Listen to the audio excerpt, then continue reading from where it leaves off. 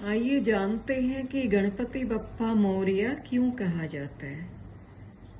भक्त मौर्य गोस्वामी कर्नाटक के एक छोटे से गांव से थे।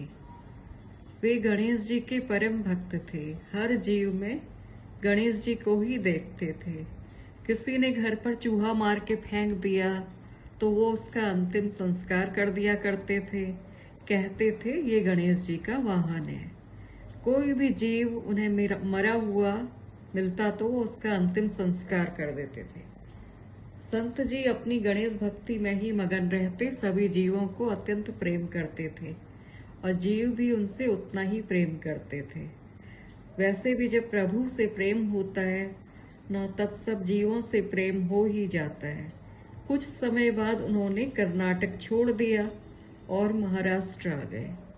यहाँ भी भक्त मौर्य गणेश जी की वही नित्य की दिनचर्या, वही सेवा, वही कर्म, जो भी जीव मृत मिले वो उसका अंतिम संस्कार कर देते थे और गणेश जी की भक्ति में मगन रहते थे।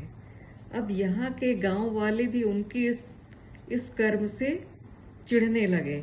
उन्होंने संत जी को गांव से निकाल दिया। गांव से उनको गणेश जी हाथ पकड़कर ले जाने लगे तो संत जी ने भगवान से कहा, भगवान आप यहीं रहें और यहीं स्थापित हो जाए तो इस गांव का कुछ भला हो जाए।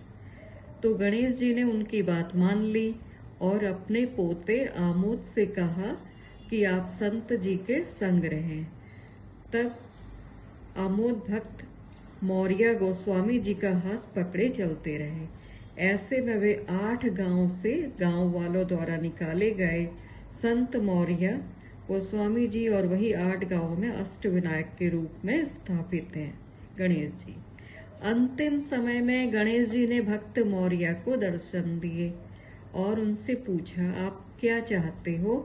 बोलिए, जो इच्छा होगी आपकी वो पूर्ण होगी।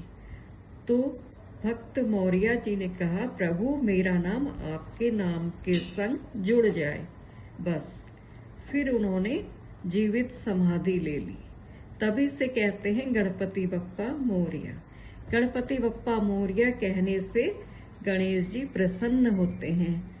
तो गणपति बप्पा मौर्य, मंगल मूर्ति मौर्य।